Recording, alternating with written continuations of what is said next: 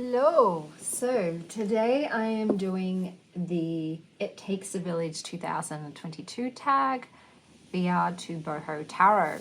So let's just get straight into it, guys. I'm going to start with the first prompt, which is the guide of the village. So a deck that's sort of personal to you.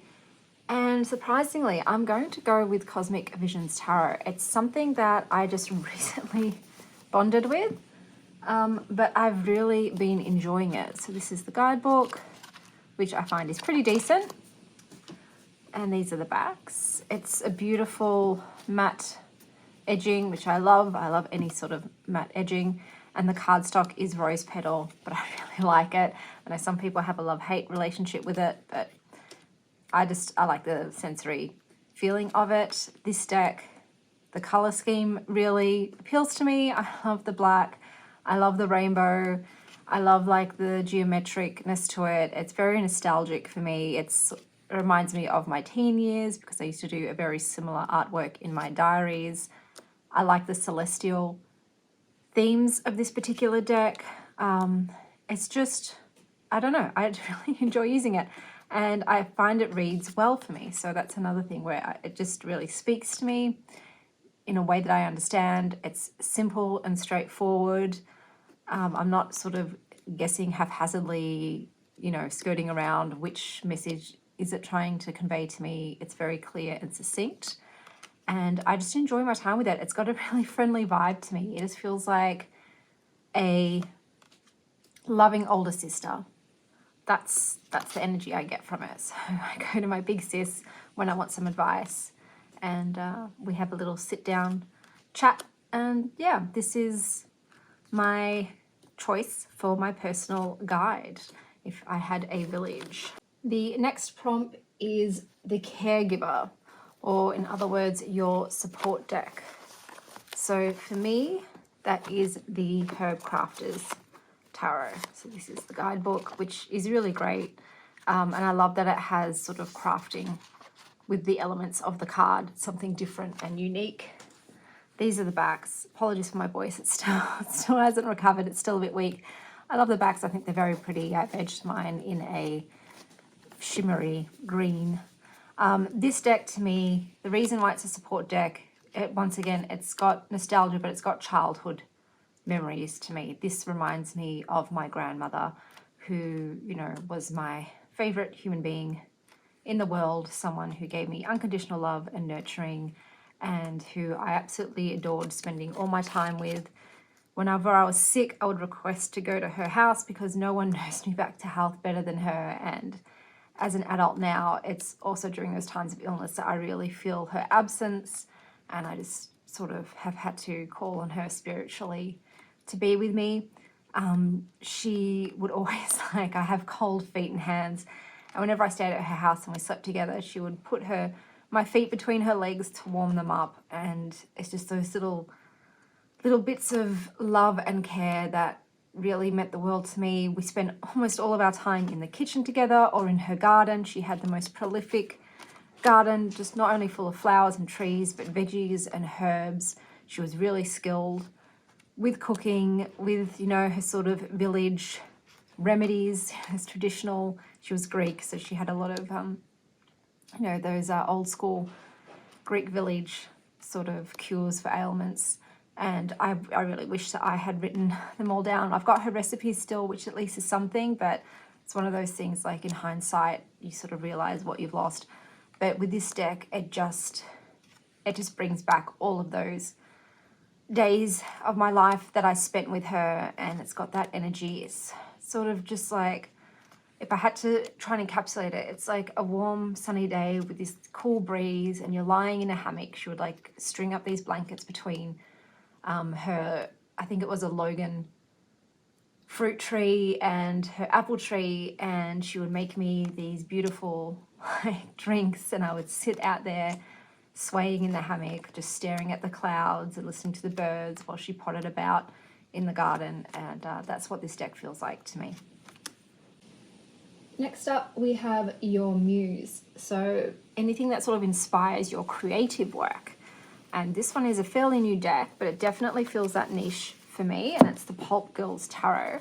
So this is the guidebook, and the reason I've chosen it for my creative Muse deck is because it's not typical in the Rider-Waite-Smith traditional sort of meanings. It's got a paragraph with a sort of more traditional meaning, but then it has really interesting reflection questions and affirmations that make me think of things in a different way and that instigate my thought processes. It makes me, like I said, it just creates all these ideas, and it sets me off on these different tangents that I wouldn't have otherwise traveled down. The imagery as well, I just love the vibe. It's really groovy, it's 70s, it's female centric. I love the color scheme in it as well. It's a really fun and playful deck, and I think that's why it is my creative muse. I just have a really great time with it, and I start thinking about other things and what I would want to create, what I would want to do, how I can view the world differently, how I can have more fun and be a bit more playful with life as well. So, and there's sort of like almost like a childlike quality to it as well, I think, me personally, possibly because of the cartoon sort of style of it. Sort of reminds me of cartoons I watched as a kid, and graphic novels that I read, comic books. So yeah, this one is definitely my pick for Muse. Next up, we have the Counselor deck, or otherwise known as like the family deck. And if I had to pick a family deck, it would be the Cat Tarot. So these are the backs. I'll just quickly show you the guidebook. This is the guidebook. It's very simple. It's sort of cute and more playful than super informative. The reason that I've chosen it as like the family deck, sorry, my cats are playing with boxes, you know, cats and boxes, is because my home, my family is filled with cats and kids. It's just kitties and kitties. So this deck reminds me of home and my family life, and our home is naturally full of a lot of play. It's full of mischief, it's full of cheekiness, it's full of fun. And that's the feelings that I get when I work with this deck. It's just that everyday life with the ones that you love. Sometimes you're frustrated, sometimes you're happy, sometimes you're cranky, but you know, it's just life, and that's what this deck reminds me of. So now we've got the Priestess tag, also known as the, what do they call, spiritual sort of deck. So for the Priestess tag, I had to go with the Pythonic tarot. So this is the guidebook. It's pretty big. It's done differently where you've got about the card, but then you've also got with the upright like sentences, different little sentences of what it could possibly mean, and I just really enjoy it. These are the backs. I've edged mine in a metallic-y light purple. It's definitely a Priestess deck for me, a sort of sorceress, energy, female, mystic, and for that reason it's definitely got that spiritual sort of magic quality to it. It's got the dark, so it's definitely got the shadow, but I don't think it's all shadow. It still has light. It's got a really magical, elemental, powerful, seductive energy, and it just reads really well for me. I connected it immediately. I love the guidebook. There's always some sentence in there too that, once again, is just so unique and different. And every time, obviously, I read with the cards, I'll connect to a different sentence in that one. But I'm like, yes, that's exactly it. That's bang on the money. And therefore, it's got that sort of enlightening aspect, that aha moment. Next up, we have the elder of the village, or the sage, or the one you go to for advice. And for me, that's the Alchemist's tarot. I haven't got the book on hand, but the book is fan-frickin-tastic. It is so well written, like as in it's literary gold. Like the person should be an author. I'm sure they would create a beautiful story. It's just so poignant.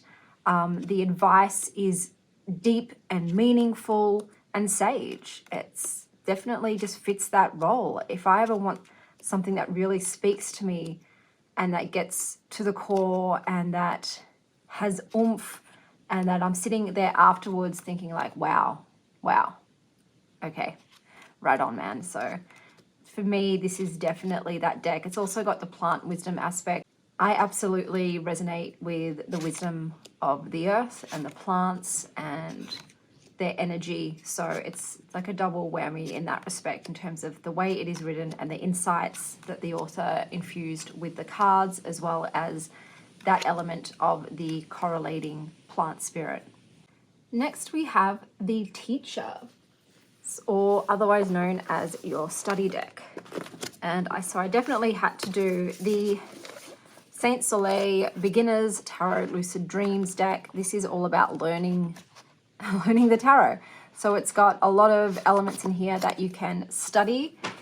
The deck itself is gorgeous. So it's got the matte gold and the gold foiling, and it's a beautiful linen cardstock. This was the first time I realized what my favorite cardstock is, and it's definitely the matte linen, hands down. I love the size. I love everything about this deck. It's all jumbled up. It is my home deck, so if I, for whatever reason, don't get a good reading with another deck, this is the one I go to. This is the one I studied with. Sorry guys, I had to start over. My cats got into a plastic bag and I had to stop that. The reason I love this the most, I love this depiction of the angel in judgment, is because I don't have to reference the guidebook that much. I've got keywords for upright and reversed. I've got elemental and astrological symbols on the card, and it's just, it brings an ease. If I don't want to be too overwhelmed, like in the beginning, this really was amazing, and you sort of end up, I don't know about anybody else, but being able to see the card and see the keywords, it helped me to start to correlate the meanings of the cards just automatically, because I had viewed them so many times in this format. But yeah, it's definitely my study deck and taught me so much, and I'll be forever grateful, and I have a special place for it in my heart. Okay, so this is the outsider deck, the deck that sort of doesn't really belong in the rest. I haven't brought the book, but the book is pretty good. It's, you know, it's a decent book. These are the backs. I've edged mine in hot pink. The cardstock's not my favorite. It's sort of more of that papery, cardboardy stock, but this is so different because it's just so lewd and crude and, you know, borderline pornographic. It's full of color and pop, and it's loud and proud, and it sort of definitely stands out compared to my other decks. It's super cheeky, it's in your face, it can be a bit garish. But it's fun. It's just really fun, and it makes me laugh. And if I want something unconventional, out of the box, different, this is the deck I go to. I'm like, let's just freshen things up and liven things up a bit and inject some craziness into my day. And this is why I would consider this the outsider in my collection. Next up, we have a deck that is new. So it's the Stranger, that's what it's called, and a deck that is new to your collection. I hate these boxes, guys. Ugh, like this always happens. Always. So this is the, excuse me, I shed like a cat. This is a Sacred Sisterhood Tarot Guidebook. So it's full color, it's in French, and it's also in Roman numerals. So those are two things that I'm sort of grappling with that I don't like.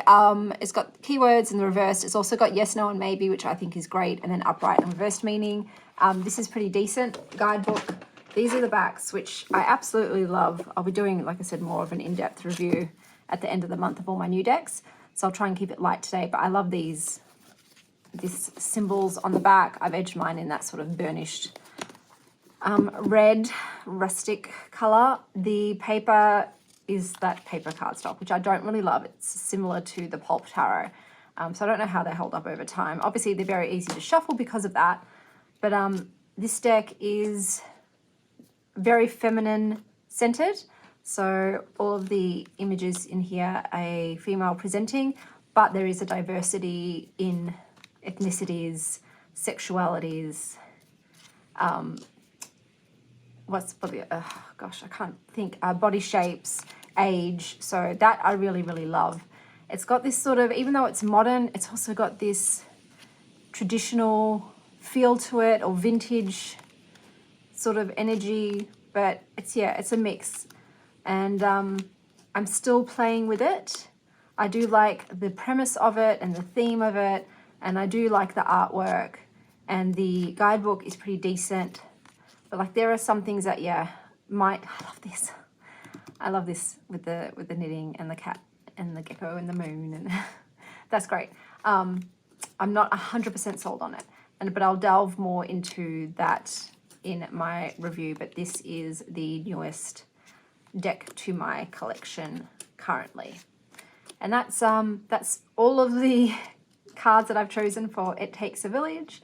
It was pretty difficult to decide who made the cut, but this was really fun. I highly recommend doing it. It's nice to see, also think of my decks in a different light. Be like, oh yeah, you are sort of the sage, wise woman of my bunch, or you are the rebel, or you are, the caregiver. I thought that was an interesting thing. It's always, enlightening and illuminating to realize how you feel about decks in a different way. So I hope that wherever you are having a victorious morning, afternoon, or evening. And as always, stay wild, Star Child.